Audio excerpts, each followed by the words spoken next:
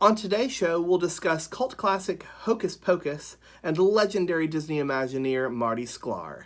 It's July 16th, and it's time for Today in Disney History. I only hope that we never lose sight of one thing, that it was all started by a monster.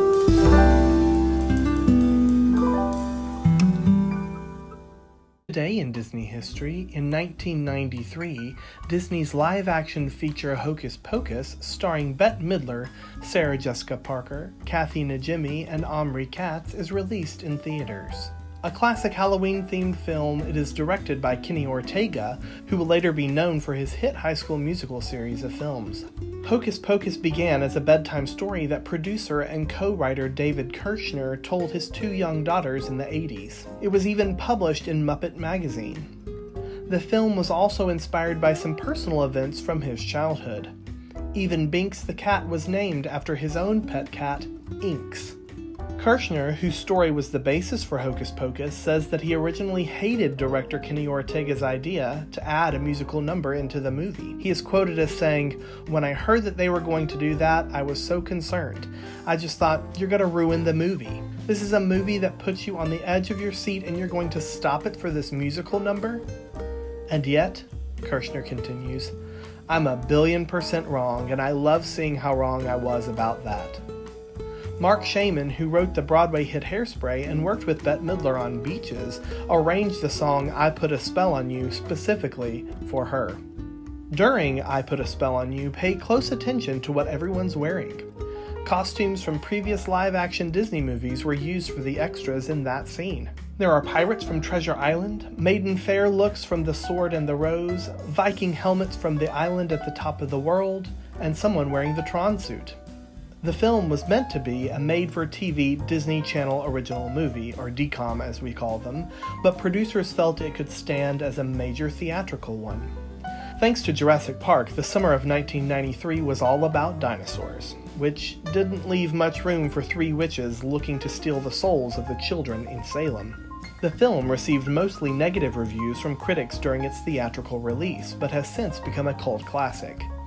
Although most of the film was shot on California sound stages, every on-location scene was shot in Salem, Massachusetts. The role of Max Dennison in Hocus Pocus was originally offered to Leonardo DiCaprio, but was given to Omri Katz when DiCaprio turned it down.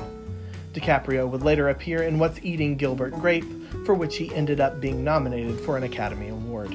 Thora Birch, who plays his little sister Dani, had starred with DiCaprio in the Parenthood TV series that ended its one-season run in 1991, 2 years before Hocus Pocus was released. The movie also has another DiCaprio connection. Oscar-winning Titanic composer, the late James Horner, co-wrote Sarah's theme, the Come Little Children song that Parker's character sings in Hocus Pocus while riding her broomstick.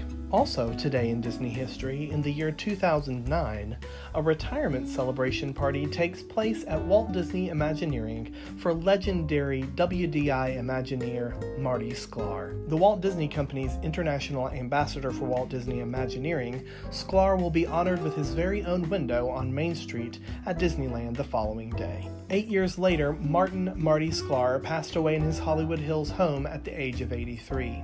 During an illustrious career spanning 54 years, Marty worked closely with Walt Disney and was instrumental in creating, enhancing, and expanding Disney's creative vision. Named a Disney Legend in 2001, he is best remembered and revered by fans around the world for his work bringing Disney's theme parks to life. He joined Walt Disney Imagineering in 1961 as part of a team assigned by Walt to develop the Enchanted Tiki Room and It's a Small World, among other things. In 1974, when appointed Vice President of Walt Disney Imagineering Concepts and Planning, he guided creative development of Epcot Center at Walt Disney World. As Vice Chairman of WDI, Marty provided leadership for the Imagineering creative staff, delivering breakthrough entertainment concepts for Disney parks and resorts, including Disneyland Paris, the Tokyo Disney Resort, and Hong Kong Disneyland.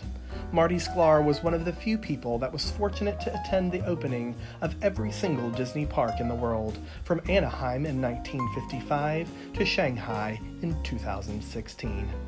Also today in Disney history, in 1997, Walt Disney Pictures releases the live-action comedy George of the Jungle.